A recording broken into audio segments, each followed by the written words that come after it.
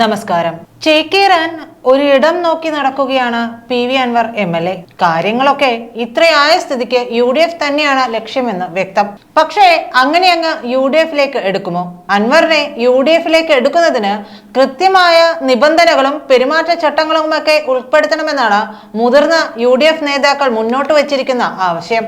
LDF-ൽ അൻവർ നടത്തിയ ഒറ്റയാൻ പോരാട്ടങ്ങളും താൻ പോരുമയും വകവെച്ച് കൊടുക്കേണ്ടതില്ല എന്ന് തന്നെയാണ് UDF-ലെ ഒരു പൊതുധാരണ. 2011-16 കാലത്ത് PC ജോർജ് UDF-ൽ സൃഷ്ടിച്ച കോലാഹലങ്ങളും അച്ചടക്കരാഹിത്യവും മുന്നണിയെ ആകമാനം പ്രതിസന്ധിയിലാക്കിയിരുന്നു. മുഖ്യമന്ത്രി ഉമ്മൻചാണ്ടിയെ പോലും അപമാനിക്കും വിധത്തിലുള്ള പെരുമാറ്റമൊക്കെ അന്നുണ്ടായിരുന്നുവെന്നാണ് പറയുന്നത്. അൻവറിന്റെ കാര്യത്തിൽ അത്തരമൊരു മുൻകരുതൽ അത്യാവശ്യമാണെന്നാണ് കോൺഗ്രസ് നേതൃത്വം കരുതുന്നത്. ഏതാണ്ട് എല്ലാം വെട്ടിത്തുറന്ന് മുൻപിൻ നോക്കാതെ പെരുമാറുന്ന സ്വഭാവ രീതികളാണ് അൻവറിൻ്റെത്. അതുകൊണ്ട് തന്നെ അൻവറിനെ മുന്നണിയിൽ ഉൾപ്പെടുത്തിയതിൽ റിസ്ക് ഉണ്ടെന്ന് കോൺഗ്രസ് നേതൃത്വം കരുതുന്നുണ്ട്, മനസ്സിലാക്കുന്നുണ്ട്. ഇടതുമുന്നണി വിട്ട ശേഷം രാഷ്ട്രീയമായി ദുർബലനായി നിൽക്കുന്ന അൻവറിനെ കൂടെ കൂട്ടിയാൽ ഉണ്ടാകുന്ന ഗുണദോഷങ്ങളെ കുറിച്ച് മുന്നണിയിൽ കൂടിയാലോചന വേണമെന്നാണ് കോൺഗ്രസിന്റെയും പ്രതിപക്ഷ നേതാവ് VD സതീശന്റെയും നിലപാട്. 2011 വരെ കോൺഗ്രസുകാരനായിരുന്ന അൻവർ കോൺഗ്രസിൽ ചേർന്ന് പ്രവർത്തിക്കണമെന്ന ചർച്ചയും പാർട്ടിക്കുള്ളിൽ സജീവമായി തന്നെയുണ്ട്. KPCC president K Sudhakaran, Ramesh Chennithala തുടങ്ങിയ നേതാക്കൾ അൻവർ കോൺഗ്രസിൽ ചേരുന്നതിനോട് താൽപര്യം പ്രകടിപ്പിക്കുകയും ചെയ്തിട്ടുണ്ട്. മലബാറിൽ മുസ്ലിം നേതാക്കളുടെ അഭാവം പരിഹരിക്കാൻ അൻവർ കോൺഗ്രസിലേക്ക് വന്നാൽ ഗുണം ചെയ്യുമെന്ന് തന്നെയാണ് കണക്കുകൂട്ടൽ. എന്നാൽ ഇക്കാര്യത്തിൽ പ്രതിപക്ഷ നേതാവ് സതീശൻ മനസ്സ് തുറന്നിട്ടില്ല. UDF-ലോ കോൺഗ്രസിലോ അൻവറിനെ ഉൾപ്പെടുത്തുമ്പോൾ മലപ്പുറത്തെയും നിലമ്പൂരിലെയും രാഷ്ട്രീയ സമവാക്യങ്ങളിലും ചർച്ച ചെയ്ത സമവായം കണ്ടെത്തേണ്ടി വരും. നിലമ്പൂർ സീറ്റ് മോഹികളായവർക്ക് പകരം സംവിധാനങ്ങൾ ഒരുക്കേണ്ടി വരും.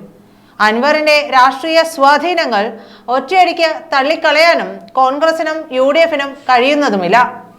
വീണുകിട്ടിയ അവസരം മുതലാക്കി UDF-ൽ കയറിപ്പറ്റാൻ ശക്തമായ നീക്കം തുടങ്ങി PV അൻവർ. ജയിൽ മോചിതനായ ശേഷം UDF നേതാക്കൾ നൽകിയ പിന്തുണയ്ക്ക് നന്ദി പറഞ്ഞ അൻവർ ഒരു പടി കൂടി കടന്ന് UDF അധികാരത്തിൽ വരേണ്ടത് കേരളത്തിന്റെ ആവശ്യമാണെന്ന് പറയുകയും ചെയ്തു.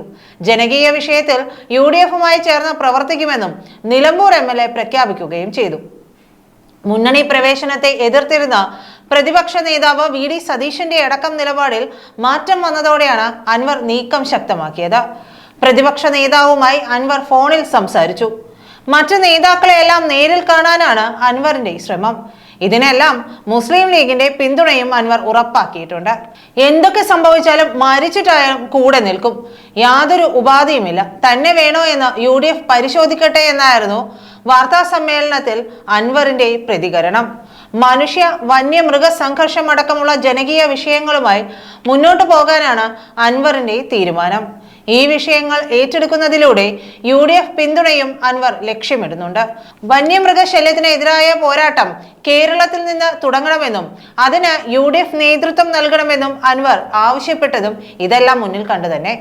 ആശങ്കയായി നിൽക്കുന്ന വന നിയമ ഭേദഗതിയും അൻവർ ആയുധമാക്കുന്നുണ്ട്. UDF-ഉം ഇക്കാര്യത്തിൽ സർക്കാരിന് എതിരാണെന്ന് അൻവറിന് അറിയാം.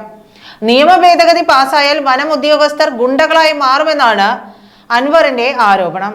കാർബൺ പുറന്തള്ളുന്നത് കുറവുള്ള രാജ്യങ്ങളിലേക്ക് കോടിക്കണക്കിന് ഫണ്ട് വരുന്നുണ്ട്. ഈ കാർബൺ ഫണ്ട് അടിച്ചു മാറ്റാനാണ് ഉദ്യോഗസ്ഥർ വനം വിസ്തൃതി വർദ്ധിപ്പിക്കുന്നതെന്നും അൻവർ ആരോപിക്കുന്നു.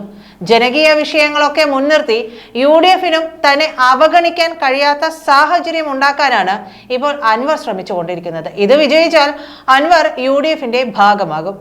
സ്വാഭാവികമായും അടുത്ത നിയമസഭാ തിരഞ്ഞെടുപ്പിൽ അൻവറിന് നിലമ്പൂർ സീറ്റ് നൽകേണ്ടിയും വരും. അത് പ്രശ്നങ്ങൾ ഉണ്ടാക്കുക കോൺഗ്രസിലായിരിക്കും.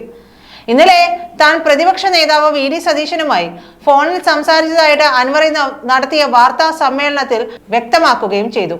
സതീശനടക്കം എല്ലാ UDF നേതാക്കളെയും കാണും. ഇതിന്റെ ഭാഗമായിട്ട് തന്നെയാണ് മുസ്ലിം ലീഗ് നേതാവ് സാദിഖ് അലി ശിഹാബ് തങ്ങളെ പാണക്കാടെത്തി കണ്ടതും.